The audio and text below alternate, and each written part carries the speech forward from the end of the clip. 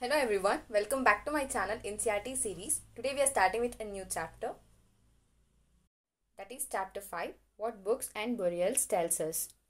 See, there are 4 types of Vedas: Rig Veda, Samaveda, Yajur Veda, Atharva Veda.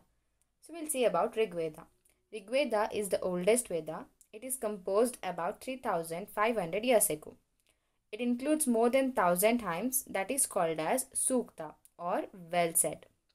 These hymns are in a praise of various gods and goddesses, especially the Agni, who is a god of fire, and Indra, the warrior god, and Soma, a plant from which a special drink was prepared. These hymns were composed by sages. Sages means rishis. The Rig Veda is in Old or a Vedic Sanskrit. It is written in Old or in Vedic Sanskrit, and Rig Veda was recited and heard rather than read. So instead of reading it, it was recited and it was heard. Next we shall see Sanskrit and other languages. Sanskrit is a part of family of languages known as Indo-European. So Sanskrit belongs to the Indo-European family. And Indian languages like Assamese, Gujarati, Hindi, Kashmiri and Sindhi. Then Asian languages are Persian. Then European languages are English, French, German, Greek, Italian, Spanish. Next. So languages used in the northeast, languages which was used in the northeast, so this area belong to the Tibetan Burman family. Tamil, Telugu, Kannada and Malayalam belong to the Dravidian family. Then languages that were spoken in Jharkhand and parts of central India belong to the Austroasiatic family. Next topic, how historians study the Rig Veda. Historians like archaeologists find out about the past through the material remains. So archaeologists first they'll find out about the past through the material remains. Along with this, they study the past through the written sources. So some of the hymns in the Rig Veda are in the form of dialogues as well. Cattle, horses and chariots. So there are many prayers in the Rig Veda for cattle, children, especially son and horses. Even battles are fought for cattle, battles are fought for land, and some battles were fought for water and to capture the people. Wealth that was obtained from that battle was kept by the leaders, and some was given to the priest, and the rest was distributed among the people. And leaders chosen often were brave and skillful warriors. So people used to choose these leaders, and these leaders were usually brave and they were skillful warriors. So words to describe people. There were 2 groups who were described in terms of their work. One is priest, another one is rajas. So priests, they were sometimes called as Brahmins and they performed various rituals. So who are rajas? These rajas did not have capital cities or places or armies. They did not collect taxes and their son did not become rajas after their term. So 2 words were used to describe the people or the community as a whole. One was Jana, another one was Vish. So Jana, this word is still used in Hindi or other languages, and the word Vaishya comes from this word Vish. Sometimes people who composed hymns described them as Aryas and they called their opponents as Dasas or Dasyus. So later the term Dasa came to be known as slave. Slave means slaves are often captured in war. They could be men or women and they were treated as the property of their owners and they were supposed to do the work set by their owners.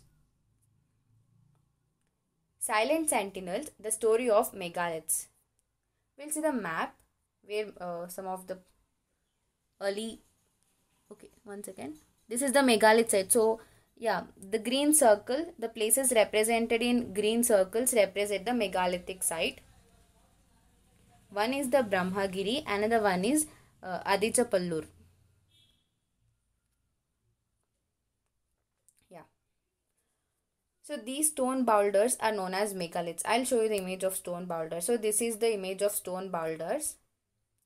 So these stone boulders are known as megaliths because they were carefully arranged by people and were used to mark burial sites so that they could come back to that particular site whenever they wanted. And all these burials have some common features. Generally, the dead were buried with a distinctive pots, which are called as a black or a red ware. Finding out about social differences. So archaeologists think that objects found with a skeleton probably belong to that particular dead person. In Brahmagiri, I'll show you Brahmagiri. See, this is Brahmagiri. This is Brahmagiri. Just now I showed you. So, yeah. In Brahmagiri, one skeleton was buried with 33 gold beads, 2 stone beads, 4 copper bangles and 1 conch. So what could we get from this is other skeletons were had only few pots. So we could make out a social difference that some people were rich and some people were poor. From these two dead bodies we could get to know about it. And we shall see this image. So this first image, this is an horse equipment, and these are axes, and this is a dagger.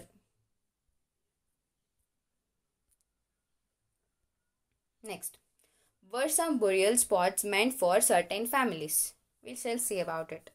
So megaliths contain more than one skeleton, and these indicate that people belonging to the same family were buried in the same place but at a different time, obviously when they died. So the bodies of those who died later were brought into these graves through the path holes, and stone circles or the boulders placed on that surface served as a sign so that the people could return to the same place. A special burial at Inamgon. So it is a site on the river Ghat, a tributary of the Bhima. It was occupied between 3600 to 2700 years ago, and here adults were buried in the ground, laid out straight with the head towards the north, and sometimes burials were within the houses itself. So vessels containing food and water were placed with these dead bodies sometimes. Now Charaka, he wrote a book on a medicine that is known as Charaka Samhita. There he states that human body has 360 bones, and this is such a large number than the 200 bones that are recognized in modern anatomy. Next, we shall see the occupations of Inamgon. So archaeologists have found the seeds of wheat, barley, rice, pulses, millets, peas and sesame. So probably these people have grown them. And bones of number of animals, many bearing the cut marks have found. Maybe they used to eat them as food, so hunting may be one of their occupations. And there is evidence that fruits such as bear, amla, jamun, dates and a variety of berries have been collected. So yeah, this was all about this chapter, and all these notes are available in my Instagram ID UPSC Zone. Please do follow it, link in the description. Thank you for watching.